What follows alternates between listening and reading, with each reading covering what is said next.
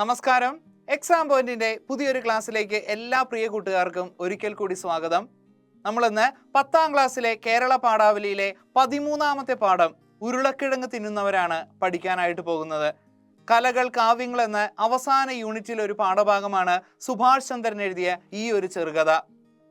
Vincent van Gogh, ഈ ഒരു പേര് നിങ്ങൾ എല്ലാവരും കേട്ട് കാണുമായിരിക്കും. ലോക പ്രശസ്തനായിട്ടുള്ള ചിത്രകാരനായിട്ടുള്ള വിൻസെന്റ് വാൻ ഗോഗിന്റെ ദ പൊട്ടറ്റോ ഈറ്റർ എന്ന് പറഞ്ഞ പ്രശസ്തമായിട്ടുള്ള ചിത്രത്തെ ബേസ് ചെയ്ത് എഴുതിയ ഒരു കൃതിയാണ് ഈ ഒരു പാഠഭാഗം ഉരുളക്കിഴങ്ങ് തിന്നുന്നവർ.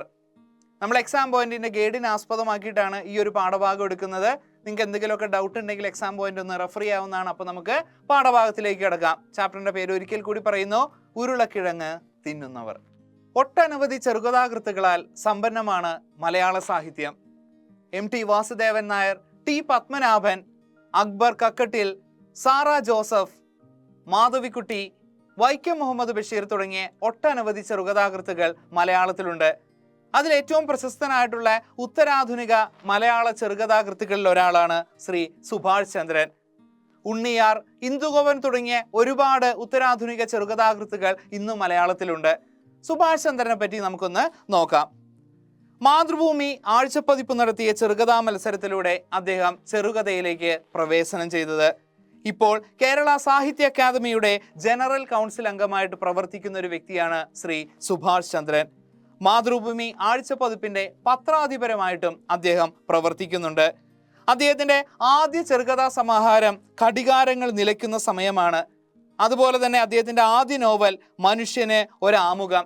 ഇതിന് രണ്ടിനും അദ്ദേഹത്തിന് കേരള സാഹിത്യ അക്കാദമി അവാർഡ് ലഭിക്കുകയുണ്ടായിരുന്നു. ഈ നോവലിന് തന്നെ അദ്ദേഹത്തിന് ഓടക്കുഴൽ പുരസ്കാരവും ലഭിച്ചിരുന്നു.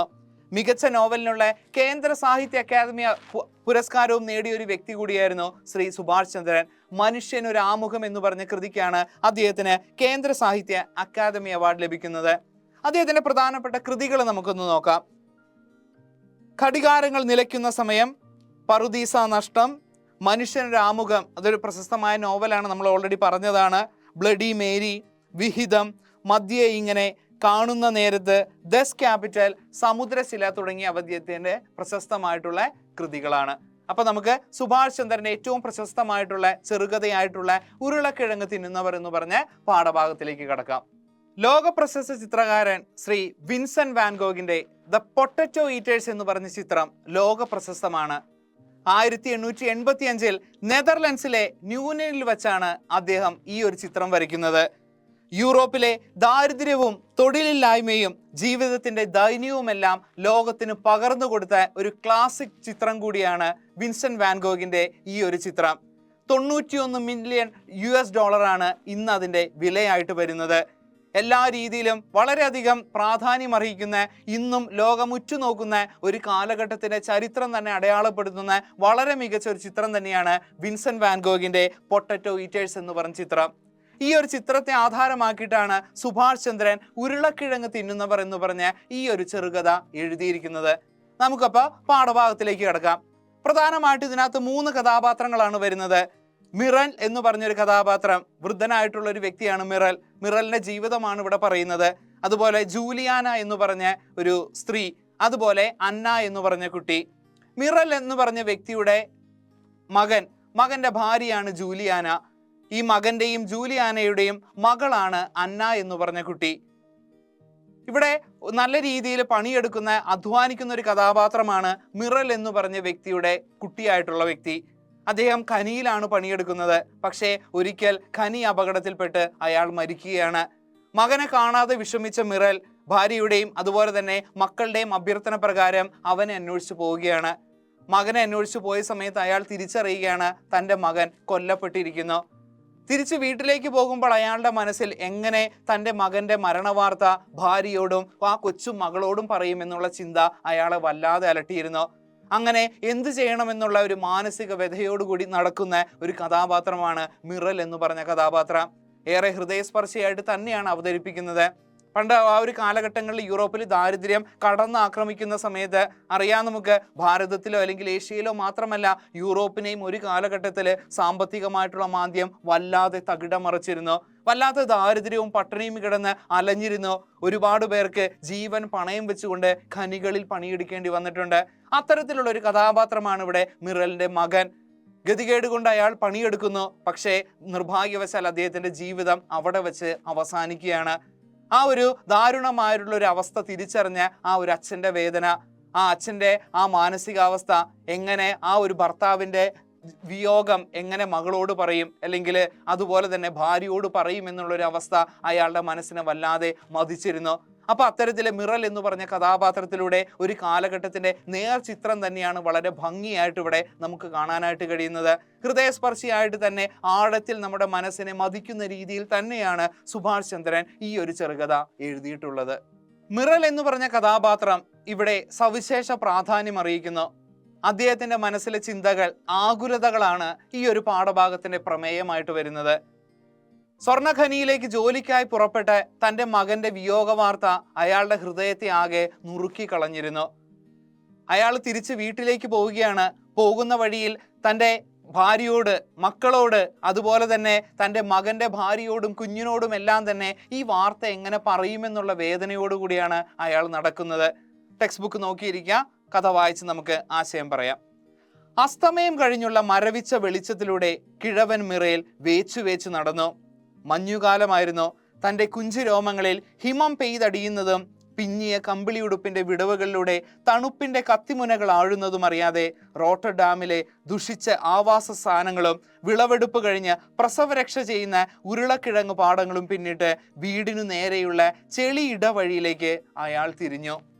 മിറൽ എന്ന് പറഞ്ഞ കഥാപാത്രത്തിന്റെ അവസ്ഥ, ജീവിതാവസ്ഥകളെല്ലാം തന്നെ കൃത്യമായിട്ട് നമുക്കിവിടെ വായിച്ചെടുക്കാനായിട്ട് കഴിയും. കിഴവൻ എന്നാണ് മിറലിനെ ഇവിടെ പറഞ്ഞിരിക്കുന്നത്. വേച്ചു നടന്നു എന്ന്. അതിൽ നിന്നൊരു കാര്യം നമുക്ക് മനസ്സിലാക്കാം, നല്ല പ്രായമായിരിക്കുന്നു മിറൽ എന്ന് പറഞ്ഞ കഥാപാത്രത്തിന്. വേച്ചാണ് അയാൾ നടക്കുന്നത്. രണ്ട് കാരണം കൊണ്ടാണ് വേച്ച് നടക്കുന്നത്. ഒന്ന്, ശാരീരികമായിട്ട് അയാൾ നല്ല തളർന്നിരിക്കുന്നു, വൃദ്ധനാണ്. അതിനേക്കാൾ ഉപരി അയാളുടെ മനസ്സിനെ വേദനിപ്പിക്കുന്ന ഒരു സംഭവം ഉണ്ടായി. അയാളുടെ മകൻ മരിച്ചു കഴിഞ്ഞിരിക്കുന്നു. നല്ല മഞ്ഞുകാലമായിരുന്നു. അയാളുടെ കുഞ്ചുരോമങ്ങളിൽ ഹിമം പെയ്തടിയുന്നത്, ഹിമം എന്ന് പറഞ്ഞാൽ മഞ്ഞ് നല്ല രീതിയിൽ പെയ്തടിഞ്ഞിരുന്നു. അതുപോലെ കമ്പിളി പുതപ്പാണെങ്കിൽ പിഞ്ഞിയ ഒരവസ്ഥ, കമ്പിളി ഉടുപ്പാണ് ധരിച്ചിരിക്കുന്നത്, പക്ഷെ അത് പിഞ്ഞി പോയിരിക്കുന്നു. അതുപോലെ തന്നെ നല്ല രീതിയിലുള്ള ഒരു ക്ഷീണിതനായിട്ടാണ് അയാൾ നടക്കുന്നത്. എന്തുകൊണ്ടായിരിക്കാം അത് പറഞ്ഞിരിക്കുന്നത്? കമ്പിളി ഉടുപ്പിന്റെ ആ ഒരു പിഞ്ഞിയ കമ്പിളി ഉടുപ്പ് എന്ന് പറയുന്നത് ദാരിദ്ര്യാവസ്ഥയെ സൂചിപ്പിക്കാനാണ്. വൃദ്ധനാണ്. അതുപോലെ തന്നെ ദാരിദ്ര്യം അയാളുടെ കുടുംബത്തെ കീഴ്മേൽ മറിച്ചിരിക്കുന്നു. ആ തണുത്ത വഴിയിലൂടെ അയാൾ ഇങ്ങനെ പയ്യെ സഞ്ചരിക്കുകയാണ്. അങ്ങനെ ഓരോ വഴിയും കഴിഞ്ഞ് ഉരുളക്കിഴങ്ങ് പാടങ്ങളും പിന്നിട്ട് വീടിന്റെ ആ ഭാഗത്തുള്ള ചെളി ഇടവഴിയിലേക്ക് അയാൾ തിരിഞ്ഞു. ചെളി ഇടവഴി, പോകുന്ന വഴിക്ക് നല്ലൊരു വഴി പോലും കൊത്തി മിനുക്കി എടുക്കാനുള്ളൊരു സമ്പത്ത് പോലും ആ കുടുംബത്തിനുണ്ടായിരുന്നില്ല.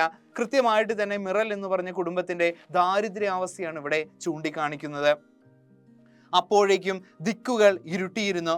ഒരൊറ്റ ദിവസത്തെ യാത്ര കഴിഞ്ഞുള്ള മടക്കമാണെങ്കിലും ഒരു നൂറ്റാണ്ടിനപ്പുറത്ത് നിന്ന് വരുന്നത് പോലെ മിറലിന് വീട് അപരിചിതമായി തോന്നി. ഒരു ദിവസത്തെ യാത്രയ്ക്ക് വേണ്ടിയാണ് അയാൾ പോയത് എങ്ങോട്ടാണ്? ഖനിയിൽ പണിയെടുക്കുന്ന തൻ്റെ മകനെ അന്വേഷിച്ച്. പക്ഷെ അവിടെ വെച്ച് മകന്റെ വിയോഗ വാർത്തയാണ് അയാൾക്ക് മനസ്സിലായത്. ഒരു ദിവസം കഴിഞ്ഞിട്ടാണ് അയാൾ തിരിച്ചു വരുന്നത്. പക്ഷേ ഒരു നൂറ്റാണ്ടിനപ്പുറത്ത് നിന്ന് വരുന്നത് പോലെയാണ് അയാൾക്ക് തോന്നിയത്. ആ വീടെല്ലാം അപരിചിതമായി കഴിഞ്ഞിരിക്കുന്നു മിറേലിന്. അത്രത്തോളം വേദന അയാളുടെ ഉള്ളിൽ തളം കെട്ടി നിൽക്കുന്നു.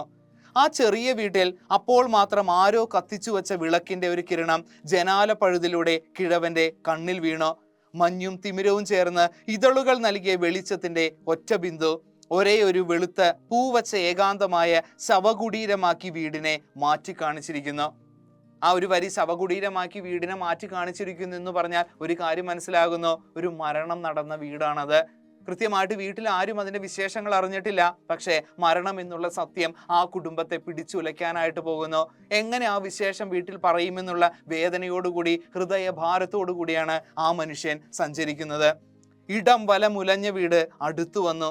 ഇടം വലം ഉലഞ്ഞ വീട്, അതിനർത്ഥം എന്ന് പറഞ്ഞു കഴിഞ്ഞാൽ മകന്റെ മരണവാർത്ത അയാളുടെ മനസ്സിനെ വല്ലാതെ ഉലച്ചു കളഞ്ഞിരിക്കുന്നു, തളർത്തി കളഞ്ഞിരിക്കുന്നു. അതുകൊണ്ട് തന്നെയാണ് ഇനി ആ ഒരു കുടുംബവും അതേ രീതിയിൽ തളരാൻ പോവുകയാണ്. അതുകൊണ്ട് തന്നെയാണ് എഴുത്തുകാരൻ ഇടം വലം എന്താണ് ഉലഞ്ഞ വീട് എന്ന് പറഞ്ഞതിനുള്ള ഒരു പൊരുൾ എന്ന് പറയുന്നത്. കുഴമണ്ണിൽ പുതഞ്ഞ് കനം വച്ച് മരച്ചെരുപ്പുകളോടെ നരഞ്ഞ ഇരുട്ടിൽ നടക്കല്ലുകൾ ബന്ധപ്പെട്ട് കയറി മിറൽ വാതിലിൽ മുട്ടി. വല്ലാതെ ഹൃദയഭാരത്തോടുകൂടി ആ വേച്ച് ആ മനുഷ്യൻ വീടിന്റെ വാതിൽ മുട്ടുകയാണ്. ജൂലിയാന അത് അദ്ദേഹം തന്നെയാണ്. ജരയേശിയ ഒരു സ്ത്രീ ശബ്ദം അകത്ത് വിളിച്ചു പറഞ്ഞു. 4 പാളികളുള്ള കതകിന്റെ ചേർപ്പ് രേഖകൾ വാതിൽ ചട്ടത്തിന്റെ ചതുരത്തിനകത്ത് മെലിഞ്ഞ ഒരു കുരിശു തീർത്തിരുന്നു. അത് പിളർന്നു നീങ്ങിയപ്പോൾ അയാളുടെ മകന്റെ ഭാര്യ ജൂലിയാനയുടെ അമിത ആകാംക്ഷ കൊണ്ട് വിളർത്ത് നിഴൽ മുഖം തെളിച്ചു വന്നു. വാതിൽ തുറന്നത് മകന്റെ ഭാര്യയായിട്ടുള്ള ജൂലിയാനയാണ്. ജൂലിയാന വലിയ ആകാംക്ഷയോടുകൂടിയാണ് വാതിൽ തുറന്നത്. എന്തായിരിക്കും വാർത്ത എന്നറിയാൻ. തൻ്റെ ഭർത്താവിനെ കാണാതെ 2-3 ദിവസം കഴിഞ്ഞിരിക്കുന്നു. ആ ഭർത്താവിനെ അന്വേഷിച്ചുകൊണ്ടാണ് അച്ഛൻ പോയിട്ടുള്ളത്. എന്തായിരിക്കും വാർത്ത എന്നറിയാനുള്ള ആകാംക്ഷയോടുകൂടി, വല്ലാത്തൊരു ക്യൂരിയോസിറ്റിയോടുകൂടിയാണ് അവൾ പുറത്തേക്ക് വാതിൽ തുറന്നു വരുന്നത്. കണ്ടോ അച്ഛ? വായിൽ നിന്ന് നീരാവിയുടെ ഒരു ചെറിയ മേഘത്തെ തുറന്നു വിട്ടുകൊണ്ട് ജൂലിയാന ചോദിച്ചു. ശീതകാലത്തിന്റെ പ്രഭാവത്തെ കീഴ്പ്പെടുത്തുന്ന ഒരു തീക്കനൽ കിഴവൻ മിറലിന്റെ നെഞ്ചിൽ വീണു. വന്ന ഉടനെ ഞാൻ ചോദ്യമായിരുന്നു, കണ്ടോ അച്ഛ എന്ന്. ആരെയാണ്? തൻ്റെ ഭർത്താവിനെ കണ്ടോ എന്നാണ് ഭർത്താവിൻ്റെ അച്ഛനോട് ചോദിക്കുന്നത്. ആ വാക്ക് കേട്ട ഉടനെ തന്നെ ഒരു തീക്കനൽ തൻ്റെ ഹൃദയത്തിൽ വീണതായിട്ടാണ് മിറേലിന് അനുഭവപ്പെട്ടത്. എന്ത് ഉത്തരമാണ് ഞാൻ തൻ്റെ മരുമകളോട് പറയുക? മരുമകളായിട്ടല്ല, മകളായിട്ട് തന്നെയാണ് കണ്ടത്. തൻ്റെ ഭർത്താവിനെ വളരെയധികം സ്നേഹിക്കുന്ന ഒരു കഥാപാത്രമാണ് ജൂലിയാന. എങ്ങനെ ജൂലിയാനയോട് ഭർത്താവിൻ്റെ ഈ ഒരു വിയോഗ വാർത്ത പറയുമെന്ന് ഓർത്തു കഴിഞ്ഞാൽ മനുഷ്യൻ്റെ മനസ്സിൽ വല്ലാതെ ഒരു വേദന ഉടലെടുക്കുകയാണ്. ഇല്ല എന്ന വാക്കിന് എല്ലാ വിധത്തിലുള്ള ധ്വനിയും പേറാവുന്ന ഒരു ഉത്തരം അയാളുടെ ഹൃദയത്തെ വേവിക്കാനായിട്ട് തുടങ്ങി. ഇല്ല എന്ന് പറഞ്ഞു കഴിഞ്ഞാൽ അതിലെല്ലാം ഉണ്ട്. അതെങ്ങനെ പറയുമെന്നുള്ള ചിന്തയാണ് ആ മനുഷ്യന്റെ മനസ്സിനെ അലട്ടിയത്. ഹൃദയത്തെ വേവിക്കുന്ന ഒരു ധ്വനി ഇല്ല എന്നുള്ള ആ 2 അക്ഷരത്തിലുണ്ടെന്ന് അയാൾക്ക് കൃത്യമായിട്ട് അറിയാമായിരുന്നു. ജൂലിയാനയുടെ കണ്ണിലേക്ക് നോക്കാതെ ദീർഘമായ നടത്തം കൊണ്ട് പൊള്ളി വേദനിച്ച കാൽപ്പടങ്ങൾ മരച്ചെരുപ്പിൽ നിന്ന് സ്വതന്ത്രമാക്കി മിറൽ അകത്തേക്ക് റാന്തലിന്റെ മഞ്ഞ വിഷാദത്തിലേക്ക് നിവർന്നു. ഒന്നും മിണ്ടാനായിട്ട് അയാൾക്ക് കഴിയുമായിരുന്നില്ല. ഒന്നും മിണ്ടാതെ അയാൾ വേഗം തന്നെ വീടിന്റെ അകത്തേക്ക് കയറി പോവുകയാണ്. പുത്രഭാര്യയുടെ ആദി നിറഞ്ഞ മുഖം വീണ്ടും അയാൾക്കെതിരെ വന്നു. ഉണക്കമണ്ണിന്റെ നിറവും സ്പർശവും കലർന്ന പരുപരുത്ത കൈവിരലുകൾ മിറൽ ജൂലിയാനയുടെ കൈകളിൽ തൊട്ടു. ഒട്ടിവലിഞ്ഞ് പ്രാചീന കാലത്തെ ഏതോ പക്ഷിയുടേതുപോലുള്ള അയാളുടെ ശിരസ് ദൈന്യത്തോടെ ഒന്ന് ഇളകുക മാത്രം ചെയ്തു. വീണ്ടും ഭാര്യ അടുത്തേക്ക് വരികയാണ്. ജൂലിയാന മിറലിന്റെ അടുത്തേക്ക് വരികയാണ്. അവളുടെ ഹൃദയമാണെങ്കിൽ ആകെ വേദനയോടുകൂടി നിൽക്കുകയാണ്. എന്തു പറയുമെന്നുള്ളൊരു ആദിയോടുകൂടി മിറയിലിരിക്കുന്നു. പയ്യെ അവളുടെ കയ്യിൽ തൊട്ടുകൊണ്ട് ഒരു പക്ഷിയുടേതെന്നുള്ള മനസ്സോടുകൂടി അയാൾ ഇങ്ങനെ ശിരസ് വലിയ ദൈന്യതയോടുകൂടി ചലിപ്പിക്കുകയാണ്. ആ മുറിയുടെ അങ്ങേ ഭാഗത്ത് ആണി പറഞ്ഞു നിലം പൊത്താറായ ഒരു കൊച്ചു മേശയ്ക്ക് ചുറ്റുമായി മിറലിന്റെ മുഖത്തേക്ക് തന്നെ ഉറ്റുനോക്കുന്ന 3 പേർ കൂടി ഇരിപ്പുണ്ടായിരുന്നു. ഹാഗ് പട്ടണത്തിന് മൈലുകൾ അപ്പുറം കിടന്ന ഒരു കൊച്ചു ഗ്രാമത്തിൽ നിന്ന് അന്നു രാവിലെ എത്തിച്ചേർന്നതായിരുന്നു അവരിൽ 2 പേർ, ജൂലിയാനയുടെ വൃദ്ധരായിട്ടുള്ള മാതാപിതാക്കൾ. അവർക്കരികിൽ കട്ടിക്കമ്പിളി കൊണ്ട് അമ്മ ക്ഷമാപൂർവം ഞൊറി വെച്ചു തുന്നിയ ഉടുപ്പണിഞ്ഞ് ജൂലിയാനയുടെ മകൾ 8 വയസ്സുകാരി അന്ന തൻ്റെ അച്ഛൻ ദേഹത്തു നിന്ന് പാൽപ്പൊടി പോലെയുള്ള മഞ്ഞു വിറയ്ക്കുന്ന കൈകൊണ്ട് തൂത്തുമാറ്റുന്നു നോക്കി കൗതുകത്തോടുകൂടി ഇരിക്കുന്നു. ജൂലിയാന മാത്രമായിരുന്നില്ല ആ വീട്ടിലുണ്ടായിരുന്നത്, മറ്റു 3 പേർ കൂടി ഉണ്ടായിരുന്നു. ജൂലിയാനയുടെ അച്ഛനും അമ്മയും അതുപോലെ തന്നെ ജൂലിയാനയുടെ മകളായിട്ടുള്ള 8 വയസ്സുകാരി അന്നയും. തൻ്റെ അച്ഛൻ ഓടി ഇപ്പോൾ വരുമെന്നും തൻ്റെ ദേഹത്തെ ആ തണുപ്പ് മാറ്റുമെന്ന്, ഭക്ഷണത്തിനുള്ള വിശപ്പ് മാറ്റാനായിട്ട് ഭക്ഷണം കൊണ്ടുവരുമെന്നെല്ലാം തന്നെ പ്രതീക്ഷയോടുകൂടിയാണ് ആ കുഞ്ഞുമകൾ കാത്തിരിക്കുന്നത്. മേശയ്ക്ക് മുകളിലായി വീടിന്റെ ചരിഞ്ഞ മേൽക്കൂരയിൽ നിന്ന് തൂക്കിയിട്ട മണ്ണെണ്ണ വിളക്കിന്റെ പ്രകാശം അവളുടെ കുഞ്ഞു ചുണ്ടുകളുടെ മേൽ മൂക്കിന്റെ കൂർമ്പൻ നിഴൽ വീഴ്ത്തി. ഇത് ഭംഗിയായിട്ടുള്ളൊരു എഴുത്താണെന്ന് നോക്കുക. മേൽക്കൂരയിൽ നിന്ന് തൂക്കിയിട്ട മണ്ണെണ്ണ വിളക്കിന്റെ പ്രകാശം അവളുടെ കുഞ്ഞു ചുണ്ടുകളുടെ മേൽ മൂക്കിന്റെ കൂർമ്പൻ നിഴൽ വീഴ്ത്തി. ഒരു പക്ഷെ അവളുടെ ജീവിതത്തിലേക്ക് വീഴുന്ന കരിനിഴലായിട്ട് കൂടി നമുക്ക് അതിനെ കണക്കാക്കാം. കാരണം ആ കുട്ടിയുടെ 8 വയസ്സ് മാത്രമാണ്, പറക്കമുറ്റാത്തൊരു പെൺകുട്ടിയാണ്. അവളുടെ അച്ഛനാണ് മരിച്ചു പോയിരിക്കുന്നത്.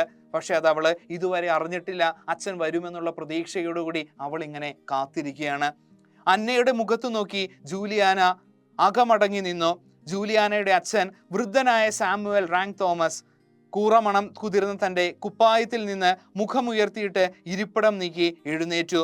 വില്യം 3-ാമൻ രാജാവിന്റെ ഛായയെ ദാരിദ്ര്യവും വാർദ്ധക്യവും ചേർന്ന് പുകച്ചു മങ്ങിച്ചതുപോലെയായിരുന്നു അയാളുടെ മുഖം.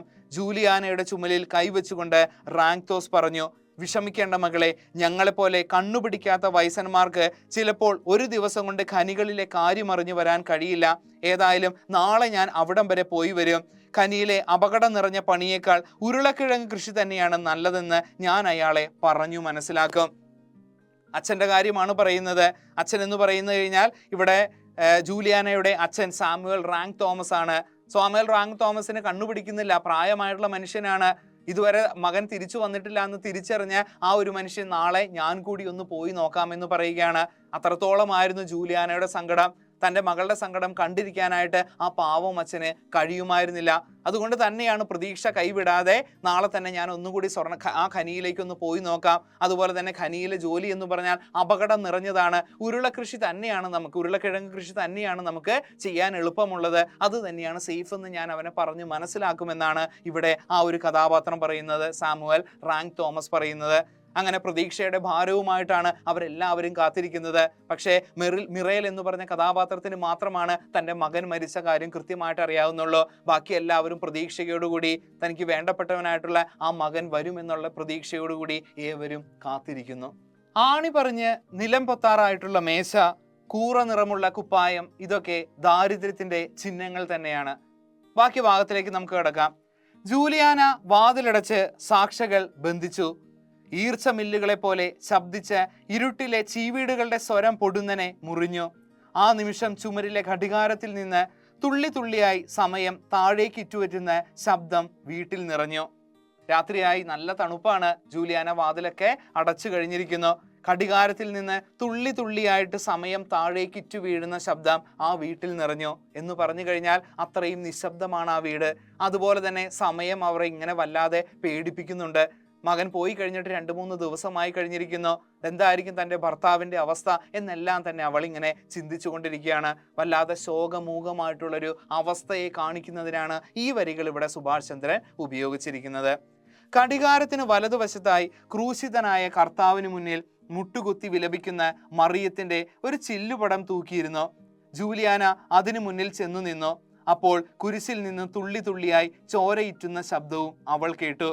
അവിടെ ക്രൂശിതനായിട്ടുള്ള കർത്താവിന് മുന്നിൽ മുട്ടുകുത്തി വിലപിക്കുന്ന മറിയത്തിന്റെ ഒരു ചിത്രമുണ്ട്. ഏറെ വേദനിപ്പിക്കുന്ന ഒരു ചിത്രമാണ്. അതിൽ നിന്ന് ചോര ഇറ്റു വീഴുന്ന ഒരു ശബ്ദമാണ് ഇവൾ ഭാര്യയ്ക്ക് തോന്നിയത്. അത്രയും ഒരു വല്ലാത്തൊരു വേദനിപ്പിക്കുന്ന ഒരു അവസ്ഥയാണ് ജൂലിയാനയുടെ മനസ്സിലൂടെ കടന്നു പോകുന്നത്. വല്ലാത്തൊരു നെഗറ്റീവ് ഫീലിങ്സ് തന്നെയാണ് അവൾക്ക് വന്നത്. എന്തോ അത്യാഹിതം സംഭവിച്ചിരിക്കുന്നു എന്ന് അവൾക്ക് ബോധ്യമായിരിക്കുന്നു. മാതാവേ, അവൾ മനസ്സിൽ ഉരുകി, ഖനികളിൽ പണി ചെയ്യുന്നവർക്ക് ഒരപകടവും വരുത്തരുതേ. പിന്നെ ആ പ്രാർത്ഥനയിൽ സ്വാർത്ഥത തീണ്ടിയിട്ടെന്ന് ഖേദിച്ച് അവൾ അത് തിരുത്തി, ലോകത്തൊരാൾക്കും ഒരാപത്തും വരുത്തരുതേ. കർത്താവിൻ്റെ മാതാവിൻ്റെ മുമ്പിൽ നിന്നുകൊണ്ട് അവൾ പ്രാർത്ഥിക്കുകയാണ്, ഖനികളിൽ പണി ചെയ്യുന്ന ആർക്കും ഒരു അപകടവും വരുത്തരുതേന്ന്. അതൊരു സ്വാർത്ഥതയാണല്ലോ എന്ന് തിരിച്ചറിഞ്ഞിട്ട് വിശാലമായ മനസ്സോടുകൂടി ലോകത്തുള്ള ആർക്കും ഒരു തരത്തിലുള്ള അപകടവും വരരുതേന്ന് അവൾ മനസ്സുരുകി പ്രാർത്ഥിക്കുകയാണ്. ജൂലിയാന കൈയെത്തിച്ച് മണ്ണെണ്ണ വിളക്കിന്റെ നാളം നീട്ടി. പ്രായത്തിന് സഹജമായ തിളക്കത്തെ കെടുത്തിക്കൊണ്ട് അവളുടെ മുഖത്ത് കുടിയേറിയിരുന്ന ക്ലേശത്തിനും പീഡയ്ക്കും മീതെ വെളിച്ചം ചെളി പോലെ പുരണ്ടു. ആ പ്രയോഗഭംഗി ഒന്ന് ആലോചിച്ച് നോക്കുക. വലിയ പ്രായമൊന്നും അവൾക്കില്ല. പക്ഷേ ആ ഒരു ദുഃഖവാർത്ത, ആ ഒരു ക്ലേശം, പീഡയും എല്ലാം തന്നെ അവളുടെ മനസ്സിനെ വല്ലാതെ മാറ്റി കഴിഞ്ഞിരിക്കുന്നു. മുഖത്തിന്റെ ആ ഒരു തേജസ്സും തിളക്കവും എല്ലാം തന്നെ അസ്തമിച്ചു പോയിരിക്കുന്നു. വിരലിലെ മണ്ണെണ്ണ മണം ശിരോവസ്ത്രത്തിൽ തുടച്ച് അവൾ തൻ്റെ അച്ഛനമ്മമാരുടെ അടുത്തായിരുന്നു. അപ്പോൾ അന്ന എഴുന്നേറ്റ് മിറാലിന്റെ അടുത്തേക്ക് ചെന്നു. മഴയറ്റ് ഉരുളക്കിഴങ്ങ് പാടങ്ങളുള്ള ഗന്ധമുള്ള മുത്തച്ഛനോട് അവൾ ചേർന്നു നിന്നു. മുത്തച്ഛ, കെഞ്ചലിൽ നിന്ന് വിടുതൽ കിട്ടാത്ത ശബ്ദത്തിൽ അവൾ ചോദിച്ചു, മുത്തച്ഛ, ഈസ്റ്ററിന് ചായം തേച്ച മുട്ടകൾ കൊണ്ടുവരണമെന്ന് എൻ്റെ അച്ഛനോട് പറഞ്ഞിട്ടില്ലേ? സാധാരണഗതിയിൽ ഇവർ പാരമ്പര്യമായിട്ട് ഉരുളക്കിഴങ്ങ് കൃഷി ചെയ്യുന്ന കർഷകരാണ്. അവിടെയാണ് അവർ പണിയെടുക്കുന്നത്. പക്ഷെ അതുകൊണ്ട് വലിയ മെച്ചമൊന്നും ഇല്ലാത്തത് കൊണ്ടാണ് മെറിലിന്റെ മകനായിട്ടുള്ള വ്യക്തി ഖനികളിൽ പണിയെടുക്കാൻ പോകുന്നത്. ഖനിയിൽ പണിയെടുക്കുക വളരെ ബുദ്ധിമുട്ടുള്ള ഒരു കാര്യമാണ്, വളരെ അപകടം നിറഞ്ഞ കാര്യമാണെന്ന് പറഞ്ഞിട്ട് പോലും പണമുണ്ടാക്കാൻ, ദാരിദ്ര്യമൊന്നും മാറ്റാനായിട്ടാണ് അയാൾ പണിയെടുക്കുന്നത്. ഇവിടെ അയാളുടെ വരവിന് വേണ്ടി അവർ കാത്തിരിക്കുകയാണ്. പക്ഷേ സത്യം എന്ന് പറഞ്ഞു കഴിഞ്ഞാൽ അയാൾ ജീവിതത്തിൽ ഇനി ഒരിക്കലും തിരിച്ചു വരവുണ്ടാവില്ല, മടങ്ങി വരവുണ്ടാവില്ല എന്നുള്ള തിരിച്ചറിവ് മെറിലിന് മാത്രമാണ് കിട്ടിയിട്ടുള്ളത്. അതിനിടയ്ക്ക് അന്ന എന്ന് പറഞ്ഞ ഇയാളുടെ മകളുടെ കാര്യമാണ് പറയുന്നത്. ആ പെൺകുട്ടി മുത്തച്ഛനോട് ചോദിക്കുന്നുണ്ട്, ഈസ്റ്ററിന് ചായം തേച്ച മുട്ടകൾ കൊണ്ടുവരണമെന്ന് എൻ്റെ അച്ഛനോട് പറഞ്ഞില്ലേ? 8 വയസ്സ് മാത്രമാണ് അന്നയ്ക്ക് പ്രായമുള്ള. അച്ഛൻ എവിടെയാണ് പോയിരിക്കുന്നത്, പണിയെടുക്കാനാണ് പോയിരിക്കുന്നതെന്ന് അറിയാം. പക്ഷെ അതിന്റെ അപകടം എന്താണ്, പ്രശ്നങ്ങൾ എന്താണെന്നൊന്നും തന്നെ ഈ പാവം പെൺകുട്ടിക്ക് അറിയില്ല. അതുകൊണ്ട് തന്നെയാണ് അച്ഛൻ വരുമെന്നുള്ളൊരു കാത്തിരിപ്പാണ് അവളുടെ മനസ്സിലുള്ളത്. ഈസ്റ്റർ ആവാറായി, സന്തോഷത്തിന്റെ പീഡാനുഭവങ്ങളുടെ ഒരു അതിൽ നിന്നുള്ളൊരു മാറ്റമാണ്. എല്ലാ രീതിയിലും ഒരു ത്യാഗത്തിന്റെയും സ്നേഹത്തിന്റെയും സ്മരണ ഉണർത്തുന്ന ഈസ്റ്റർ കാലഘട്ടത്തില് ഈസ്റ്റർ മുട്ടകൾ തന്റെ അച്ഛൻ കൊണ്ടുവരുമെന്നുള്ള പ്രതീക്ഷയോടുകൂടിയാണ് ആ പെൺകുട്ടി ഇവിടെ കാത്തിരിക്കുന്നത്. മിറൽ അവളുടെ ഉടുപ്പിന്റെ ഞൊറിവുകളിൽ വിരൽ ഓടിച്ചുകൊണ്ട് കരച്ചിലിന്റെ ചാർച്ചയുള്ള ഒരു ചിരിയോടെ പറഞ്ഞു, ഉവ്വു മോളെ. വല്ലാത്ത വേദനയോടുകൂടി മിറലിന്റെ മനസ്സിൽ ആകെ സങ്കടമാണ്. എങ്ങനെ മോളോട് പറയും, കൊച്ചുമോളോട് അച്ഛൻ മരിച്ചു എന്ന് ഒരിക്കലും അയാൾക്ക് പറയാനായിട്ട് കഴിയില്ല. അഭിനയിച്ചുകൊണ്ട് മുഖത്തൊരു ചിരി വളർത്തിക്കൊണ്ട്, ഉവ്വു മോളെ, അച്ഛൻ എന്താണെങ്കിലും ഈസ്റ്റർ മുട്ടയുമായിട്ട് നിന്റെ അരികിലേക്ക് ഓടിയെത്തുമെന്ന് ആ മുത്തച്ഛൻ സങ്കടത്തോടു കൂടി ഇങ്ങനെ പറയുകയാണ്. പിന്നെ മുത്തച്ഛ, ഞാൻ നല്ല കുട്ടിയായി ഇരിക്കുകയാണെന്നും നിക്കോളാസ് ഇവന് ഇത്തവണ എനിക്ക് തീർച്ചയായും സമ്മാനം കിട്ടുമെന്നും പറഞ്ഞില്ലേ? കുഞ്ഞുമുഖം ഇളക്കിക്കൊണ്ട് അന്ന വീണ്ടും ചോദിച്ചു. അന്ന വീണ്ടും വിശേഷങ്ങള്, എൻ്റെ വിശേഷങ്ങളെല്ലാം തന്നെ അച്ഛനോട് പറഞ്ഞിട്ടില്ലേ, എന്നെ കാണാൻ ഓടി വരണമെന്ന് പറഞ്ഞിട്ടില്ലേ എന്നെല്ലാം തന്നെ മിറലിനോട് ചോദിക്കുകയാണ്. പാവപ്പെട്ട ബാല്യങ്ങൾക്ക് സ്വതേയുള്ള തിര്യക്കുകളുടേതുപോലെയുള്ള ഒരു നിസ്സഹായ ഭാവം അവളുടെ മുഖത്ത് പട്ട കെട്ടിയിരുന്നു. ആ 8 വയസ്സുള്ളൊരു കുട്ടിയാണ് അന്ന. അവളുടെ മുഖത്ത് എപ്പോഴും ഒരു നിഷ്കളങ്കതയുണ്ട്, ബാല്യത്തിന്റെ ആ ഒരു സൗന്ദര്യമുണ്ട്, ആ ഒരു കളങ്കമില്ലാത്തൊരു തെളിച്ചം അവളുടെ മുഖത്ത് കാണാം. ആ നിഷ്കളങ്കതയോടുകൂടി തന്നെയാണ് അവൾ അച്ഛൻ്റെ വിശേഷങ്ങൾ ചോദിക്കുന്നത്. ഒരിക്കലും തൻ്റെ പിതാവ് മരിച്ചുപോയെന്ന് അവൾ കരുതുന്നില്ല, ഒട്ടും പ്രതീക്ഷിക്കുന്നുമില്ല. അതെങ്ങനെ ആ കുട്ടിയെ പറഞ്ഞ് മനസ്സിലാക്കുമെന്നുള്ള ഒരു വേദനയാണ് മിറൽ എന്ന് പറഞ്ഞ കഥാപാത്രത്തെ മുന്നോട്ട് നയിക്കുന്നത്. അയാളുടെ മനസ്സിലാകെ കയ്യും കാലും വിറച്ച് തണുപ്പ് ശരിക്കും ശരീരത്തെ മാത്രമല്ല മനസ്സിനെയും ബാധിച്ചു കഴിഞ്ഞിരിക്കുന്നു. തൻ്റെ മകന്റെ ജീവനറ്റ ശരീരം, ആ ജഡം എങ്ങനെ വീട്ടിലേക്ക് കൊണ്ടുവരുമെന്ന് അയാൾക്ക് ഒട്ടും തന്നെ ഒരു പിടിയും കിട്ടുന്നില്ല. മിറൽ അന്നയെ ചേർത്തു പിടിച്ചു. അവിചാരിതമായ ആ ആശ്ലേഷം അവൾക്ക് നന്നേ രസിച്ചു. സാധാരണഗതിയിൽ മിറൽ ഒരിക്കലും അന്നയെ അങ്ങനെ ചേർത്തു പിടിക്കാറില്ല. വളരെ സ്നേഹത്തോടു കൂടി ഇപ്പോൾ മിറൽ പയ്യെ അന്നയെ കെട്ടിപ്പിടിക്കുകയാണ്. അത് അവൾക്ക് വല്ലാതെ രസിച്ചിരുന്നു. പുന്നാര ചടവോടെ അന്ന വീണ്ടും പറഞ്ഞു, മുത്തച്ഛ, അച്ഛൻ എന്നോട് പറഞ്ഞിട്ടുണ്ട് കനികളിൽ നിന്ന് ഭംഗിയുള്ള ഈസ്റ്റർ മുട്ടകളാണ് കുഴിച്ചെടുക്കുന്നതെന്ന്. നമുക്ക് ഉരുളക്കിഴങ്ങ് കിട്ടും പോലെ ആണോ മുത്തച്ഛ? ആ കൊച്ചിങ്ങനെ വീണ്ടും വീണ്ടും പറയുകയാണ്. അച്ഛൻ ഓരോന്ന് ഇങ്ങനെ പറഞ്ഞു കൊടുത്തിട്ടുണ്ട്. കനികളിൽ പണിയെടുക്കാൻ പോകുമ്പോൾ എല്ലാവരും ഭീഷണിപ്പെടുത്തുന്നു, പേടിപ്പിക്കുന്നുണ്ടായിരുന്നു. പക്ഷേ മകളോട് അത് പറയാനായിട്ട് പറ്റൂല. അത്രയും അപകടം നിറഞ്ഞതാണ് ഖനികളിലെ പണിയെന്ന് ഒരിക്കലും മകളോട് പറഞ്ഞില്ല. മറിച്ച് ഈസ്റ്റർ മുട്ടകളാണ് ആ ഖനികളിൽ നിന്ന് കുഴച്ചെടുക്കുന്നതെന്നുള്ള ഒരു നുണയായിരുന്നു ഈ അന്നയുടെ അച്ഛൻ അവളോട് പറഞ്ഞിരുന്നത്. അത്രയുമായപ്പോൾ ജൂലിയാനയുടെ അമ്മ ചടച്ചു നീണ്ട് ഒരു ദുർമന്ത്രവാദിനിയെ പോലെ കാണപ്പെട്ട ആ വൃദ്ധ അന്നയെ വാരിയെടുത്ത് മടിയിൽ വെച്ചു. എൻ്റെ കുഞ്ഞെ, എൻ്റെ മോളെ. വേദന കൊണ്ട് ചിലമ്പിച്ച ശബ്ദം അവരിൽ നിന്ന് ഉറന്നു വന്നു. ഇത്രയും കേട്ടപ്പോൾ തന്നെ അവളുടെ മുത്തശ്ശി ജൂലിയാനയുടെ അമ്മയ്ക്ക് സങ്കടം സഹിക്കാനായിട്ട് കഴിഞ്ഞില്ല. ഒരു മന്ത്രവാദിനിയെ പോലെ, ഒരു ദുർമന്ത്രവാദിനിയെ പോലെ അവരുടെ മുഖം മാറിക്കഴിഞ്ഞിരിക്കുന്നു. കാരണം മകനെ കണ്ടിട്ട് കുറേ ദിവസങ്ങളായി. എന്തായിരിക്കും മകന്റെ അവസ്ഥ എന്നുള്ള പേടിയോടുകൂടിയാണ് അവൾ ഇരിക്കുന്നത്. എൻ്റെ കുട്ടിക്ക് ഇതൊന്നും തിരിച്ചറിയാനുള്ള പ്രായമായിട്ടില്ലോ എന്ന് മനസ്സിലാക്കിയ ആ മുത്തശ്ശി വളരെ വേദനയോടുകൂടി 8 വയസ്സുകാരിയായ അന്നയെ ചേർത്തെടുക്കുകയാണ്. പിന്നെ അന്നയും ഒന്നും മിണ്ടാതായി. നന്നേ താഴ്ന്ന മേൽക്കൂരയുള്ള, വർഷങ്ങളുടെ മാറാലയും അഴുക്കും ദുഃഖവും അടിഞ്ഞ് മ്ലാനമായ ചുമരുകളുള്ള ഒരാളുടെ സാന്നിധ്യമോ അഭാവമോ ഈ വലിയ ലോകത്തിന് ഒരു തരത്തിലും മാറ്റമുണ്ടാക്കാൻ കെൽപ്പില്ലാത്ത ആ ചെറിയ വീട് 3 വൃദ്ധാത്മാക്കളും ഒരമ്മയും കുഞ്ഞും ചേർന്ന് സൃഷ്ടിച്ച പുകമഞ്ഞു പോലെയുള്ള ഒരു മൗനത്തിൽ ആമഗ്നമായി. ഘടികാരത്തിന്റെ നെഞ്ചിടുപ്പിനെയും ഏറ്റവും നനുത്ത നിശ്വാസങ്ങളെയും റാന്തൽ നാളത്തിന്റെ ഉലച്ചിലിനെ പോലും ഉച്ചത്തിലാക്കാൻ കഴിവുള്ള ഒരു മൗനത്തിൽ, നന്നേ താഴ്ന്ന മേൽക്കൂരയുള്ള, വർഷങ്ങളുടെ മാറാലയും അഴുക്കുമെല്ലാം ചേർന്ന് ദാരിദ്ര്യത്തിന്റെ അങ്ങേ അറ്റം കണ്ടിട്ടുള്ള ഒരു വീട്ടിലാണ് അവർ താമസിക്കുന്നത്. ആ കുടുംബത്തിൽ അവരെ എങ്ങനെയെങ്കിലും ജീവിതത്തിന്റെ 2 അറ്റം കൂട്ടിമുട്ടിക്കണം എന്നുള്ള ലക്ഷ്യത്തോടു കൂടിയാണ് ജൂലിയാനയുടെ ഭർത്താവ് ഖനികളിൽ പണിയെടുക്കാൻ പോകുന്നത്. ഇന്ന് ആ കുടുംബം വല്ലാതെ മൗനത്തിലിരിക്കുകയാണ്. അങ്ങോട്ടും ഇങ്ങോട്ടും എന്ത് പറയണമെന്നറിയില്ല. ആശ്വാസവാക്ക് പോലും പരസ്പരം അങ്ങോട്ടും ഇങ്ങോട്ടും പറയാതെ വല്ലാതെ വേദനയോടുകൂടി അവർ മൗനത്തിലാണ്ടിരിക്കുന്നു. അതിൻ്റെ ഭാരം അസഹനീയമായി തോന്നിയപ്പോൾ കസേരയെ ശബ്ദിപ്പിച്ചുകൊണ്ട് ജൂലിയാന എഴുന്നേറ്റു. നാട്ടിൽ നിന്ന് വന്ന അച്ഛനമ്മമാർ ഇന്ന് തൻ്റെ അതിഥികളാണെന്ന തോന്നലിൽ അവൾക്ക് ദരിദ്രമായ അടുക്കളയുള്ള അമ്മമാരുടെ ഒരങ്കലാപ്പുണ്ടായി. നമുക്ക് ഭക്ഷണം കഴിക്കാം, ജൂലിയാന പറഞ്ഞു. അത്രയും നേരം മൗനത്തിലിരുന്നപ്പോൾ വല്ലാതെ വീർമുട്ടൽ അനുഭവിച്ചുകൊണ്ട് ജൂലിയാന കസേരയെ ഒന്ന് അനക്കിക്കൊണ്ട് പയ്യെ അച്ഛനമ്മമാരുടെ അടുത്തേക്ക് പോവുകയാണ്. ഇന്ന് തൻ്റെ അതിഥികളാണ് അവരെന്ന് അവൾ പെട്ടെന്ന് ഓർക്കുകയാണ്. അവർക്ക് ഭക്ഷണം കൊടുക്കണമെന്നുള്ള ചിന്തയോടുകൂടി നമുക്ക് ഭക്ഷണം കഴിക്കാമെന്ന് ജൂലിയാന എല്ലാവരോടുമായിട്ട് പറയുന്നു. 7 മണി ആകുന്നതേ ഉണ്ടായിരുന്നുള്ളൂ. കിഴവൻ മിറേൽ സ്വന്തം ഹൃദയം തിളയ്ക്കുന്നത് അറിഞ്ഞുകൊണ്ട് ജൂലിയാനയുടെ ചലനങ്ങൾ കണ്ണിമ വെട്ടാതെ നോക്കിയിരിക്കുകയായിരുന്നു. സ്വന്തം ഹൃദയം ഇങ്ങനെ തിളച്ചു മറിഞ്ഞുകൊണ്ടാണ് മിറേൽ ഇരിക്കുന്നത്. കുറേ നേരമായിട്ട് അയാൾ ഒന്നും മിണ്ടിയിട്ടില്ല. എങ്ങനെ തൻ്റെ മകൻ്റെ ഭാര്യയോട് ഈ സത്യം പറയും? മകൻ ഇനി ഒരിക്കലും തിരിച്ചു വരവില്ല, നിന്റെ കാത്തിരിപ്പ് വെറുതെയാണെന്ന് ഒരിക്കലും അയാൾക്ക് പറയാനായിട്ട് കഴിയില്ല. അയാളുടെ ഹൃദയം തിളച്ചു മറിഞ്ഞുകൊണ്ടിരിക്കുകയാണ്. ഇങ്ങനെ ജൂലിയാനയുടെ ചലനങ്ങളെല്ലാം തന്നെ കണ്ണിമ വെട്ടാതെ സസൂക്ഷ്മം തന്നെ അയാൾ ശ്രദ്ധിച്ചുകൊണ്ടിരിക്കുകയാണ്. തൻ്റെ ആ മകളുടെ അവസ്ഥ, ആ കുടുംബം നോക്കാനായിട്ട് അവർ ഒരുപാട് കഷ്ടപ്പെട്ടിട്ടുണ്ട്. ഇങ്ങനെ ഒരു വിയോഗം കൂടി വന്നു കഴിഞ്ഞാൽ ഒരിക്കലും അത് മനസ്സിലാക്കാൻ, അത് താങ്ങാനുള്ള കരുത്ത് ആ കുട്ടിക്ക് ഉണ്ടാകില്ല എന്ന് കൃത്യമായിട്ട് തന്നെ മിറലിന് അറിയാമായിരുന്നു. ജൂലിയാന ഭക്ഷണമേശ റാന്തൽ വിളക്കിന് താഴേക്ക് കുറച്ചുകൂടി നീക്കിയിട്ടു. അഴുക്കു പിടിച്ചെന്തെങ്കിലും വെളുത്തതെന്ന് പറയാവുന്ന ഒരു തുണി കൊട്ടിക്കുടഞ്ഞ് അതിന്മേൽ വിരിച്ചു. അടുക്കളയിൽ നിന്ന് ചായ നിറച്ച കെറ്റിലുകളും വിള്ളലുകൾ വീണ കവിടി കപ്പുകളുമായി അവൾ വന്നു. നല്ല രീതിയിൽ മേശയൊക്കെ ഒതുക്കിക്കൊണ്ട്, വലിയ സ്ഥലമൊന്നുമില്ല, സൗകര്യമൊന്നുമില്ല, പക്ഷെ നല്ല വൃത്തിയായിട്ട് തന്നെ എല്ലാ കാര്യങ്ങളും എടുത്ത് അവളെ ടേബിളിൽ വയ്ക്കുകയാണ്. പിന്നെ ഒരു പരന്ന പാത്രത്തിൽ പുഴുങ്ങിയ ഉരുളക്കിഴങ്ങുകൾ കൊണ്ടുവന്ന് മേശപ്പുറത്ത് പതുക്കി വെച്ചു.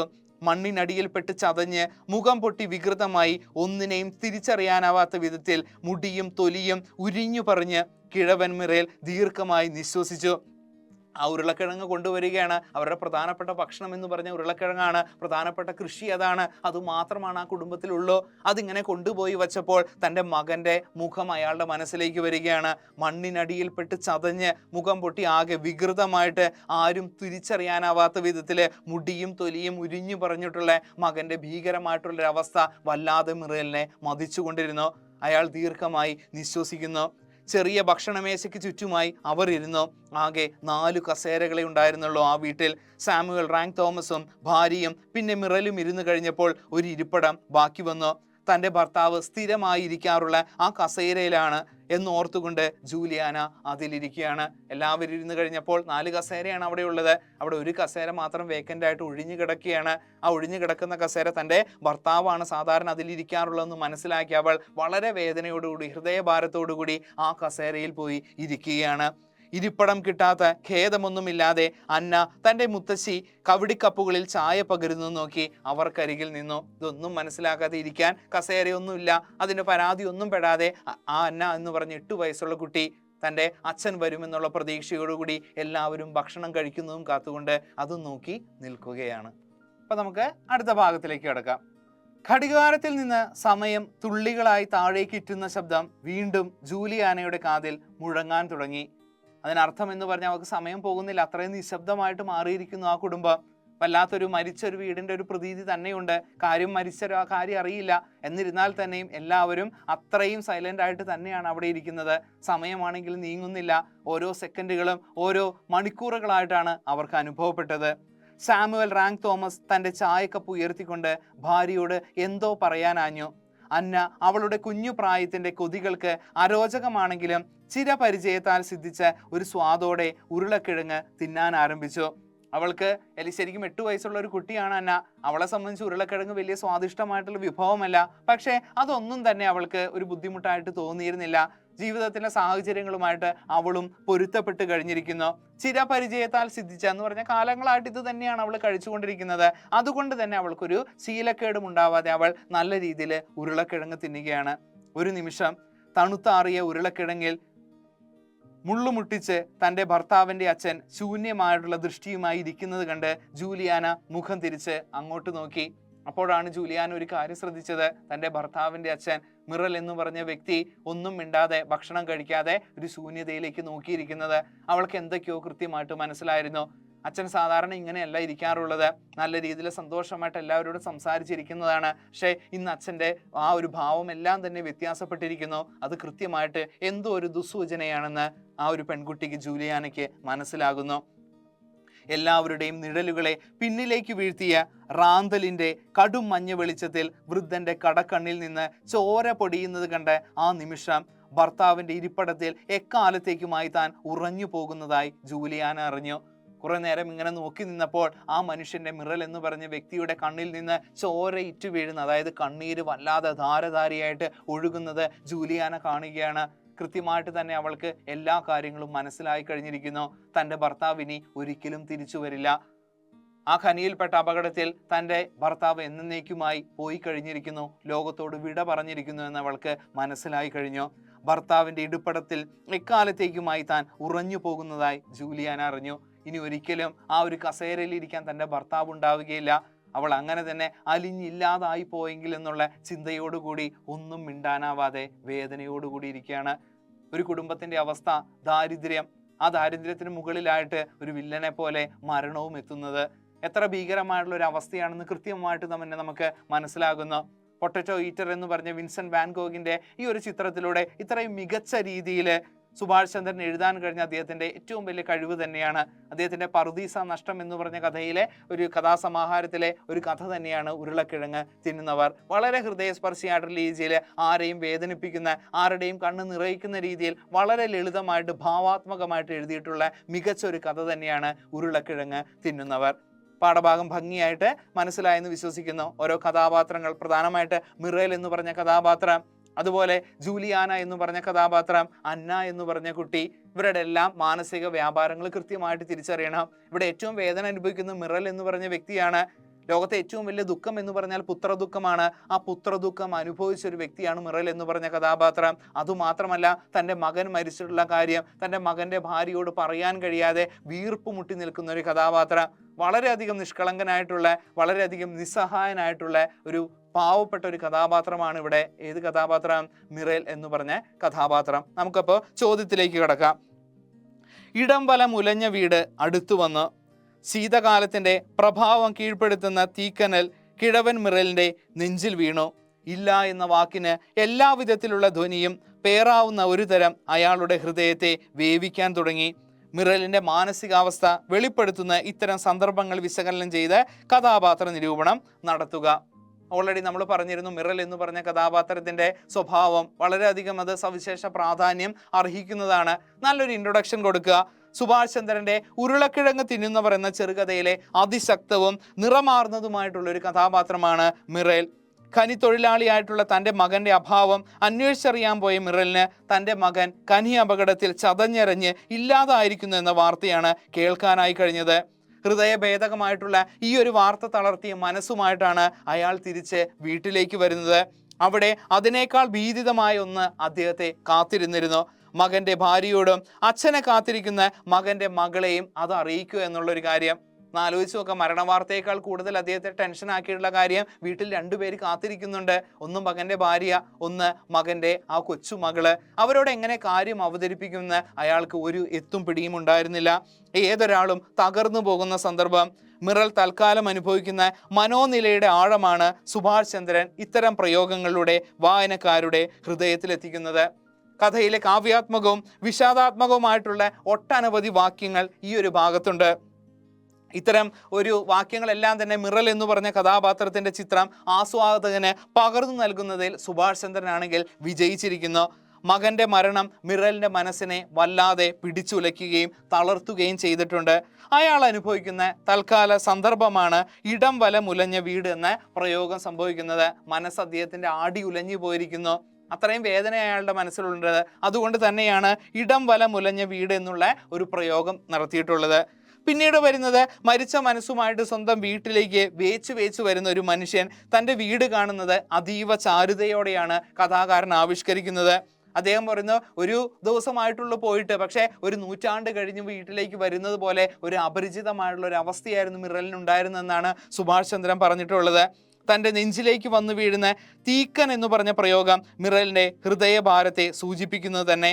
മകന്റെ മരണം കൊണ്ട് വേവുന്ന ഹൃദയത്തെ കൂടുതൽ വേവിക്കുന്ന ഒന്നായിരുന്നു ഭർത്താവിനെ കണ്ടുപോയെന്നുള്ള ജൂലിയാനയുടെ ചോദ്യത്തിന് പറയേണ്ടി വരുന്ന മറുപടി. ഇല്ല എന്ന് എങ്ങനെയാണ് അവളോട് പറയുക എന്ന ചിന്താഭാരത്താൽ അടി തെറ്റി നിൽക്കുന്ന ഒരു പിതാവിൻ്റെ തീ പിടിച്ച ഹൃദയത്തിൻ്റെ ഭാവം ആസ്വാദകനെ തെല്ലൊന്ന് വേദനിപ്പിക്കുകയും ചെയ്യുന്നു. വേദനയുടെ അടയാളമാണ് കഥയിൽ നിറഞ്ഞു നിൽക്കുന്ന മിറൽ എന്ന് പറഞ്ഞ് പ്രായാധിക്യം വന്ന് മകനാൽ സംരക്ഷിക്ക വരുന്ന ഒരു വൃദ്ധൻ. മകന്റെ മരണം അന്വേഷിച്ചു പോകേണ്ടി വരുന്നതിലെ നിസ്സഹായത നിറയുന്ന ഒരു കഥാപാത്രമാണ് മിറേൽ എന്ന് പറഞ്ഞ കഥാപാത്രം. മുൻപ് നമ്മൾ സൂചിപ്പിച്ച പോലെ സാധാരണഗതിയിൽ അച്ഛനും അമ്മയ്ക്കോ പ്രായമായി കഴിഞ്ഞാൽ മക്കളാണ് സംരക്ഷിക്കുന്നത്. പക്ഷെ ഇവിടെ നേരെ തിരിച്ചാണ് വരുന്നത്. മകന്റെ മരണം അന്വേഷിച്ച്, മകന്റെ അവസ്ഥ അന്വേഷിച്ചുകൊണ്ട് പോകേണ്ടി വരുന്ന, അവിടെ വെച്ച് മകൻ മരിച്ചു എന്നുള്ള സത്യം തിരിച്ച് അറിയേണ്ടി വരുന്ന ഒരു കഥാപാത്രം. ലോകത്തെ ഏറ്റവും വലിയ ശപിക്കപ്പെട്ട അവസ്ഥയായിട്ടുള്ള പുത്രദുഃഖം പേറിക്കൊണ്ടാണ് ആ മനുഷ്യൻ വീട്ടിലേക്ക് വരുന്നത്. ഇത്രയും ഒരു അവസ്ഥ, ഇത്രയും ഒരു മോശപ്പെട്ട ഒരു അവസ്ഥ ആർക്കും ഉണ്ടാകരുത് എന്നുള്ളൊരു പ്രാർത്ഥന കൂടി നമുക്കിവിടെ നടത്താവുന്നതാണ്. കാരണം മിറേൽ എന്ന് പറഞ്ഞ കഥാപാത്രത്തിന്റെ കുടുംബം അറിയാം. ഉരുളക്കിഴങ്ങ് കൃഷിയാണ് അവർ ചെയ്യുന്നത്. ഖനിയിലേക്ക് പണിയെടുക്കുന്ന അപകടം നിറഞ്ഞതായിട്ടും ജീവിതത്തിന്റെ രണ്ടറ്റം കൂട്ടിമുട്ടിക്കാൻ, കഷ്ടപ്പാടും ദാരിദ്ര്യവും ഒന്നും മാറ്റാൻ, തന്റെ കുടുംബത്തെ നല്ല രീതിയിൽ നോക്കാനാണ് മിറേലിന്റെ മകൻ ആ ഖനിയിലേക്ക് പോകുന്നത്. പക്ഷേ അയാൾക്ക് കിട്ടുന്നത് പണമോ സമ്പാദ്യമോ അല്ലെങ്കിൽ ദാരിദ്ര്യം മാറ്റാനുള്ള അവസ്ഥയല്ല, മറിച്ച് ജീവൻ തന്നെയാണ്. എപ്പോഴും പട്ടിണിയും ദാരിദ്ര്യവും, അതോടൊപ്പം തന്നെ ഇത്തരത്തിലുള്ള മരണവും ജീവിതത്തെ എത്രത്തോളം പിടിച്ചുലയ്ക്കുന്നു, ജീവിതത്തെ നശിപ്പിക്കുന്നു എന്നുള്ളത് വളരെ ഹൃദയസ്പർശിയായിട്ട് തന്നെ അവതരിപ്പിക്കുന്ന നല്ലൊരു കഥ തന്നെയാണ് സുഭാഷ് ചന്ദ്രന്റെ ഉരുളക്കിഴങ്ങ് തിന്നുന്നവർ. പാഠഭാഗം നന്നായി മനസ്സിലായെന്ന് വിശ്വസിക്കുന്നു. ഈ ഒരു കഥാപാത്ര നിരൂപണം ഏറ്റവും ഇമ്പോർട്ടൻ്റ് ആണ്. കൃത്യമായിട്ട് കാര്യങ്ങളെ വിശകലനം ചെയ്യുക, നല്ലൊരു ഇൻട്രൊഡക്ഷൻ ഒക്കെ കൊടുക്കുക.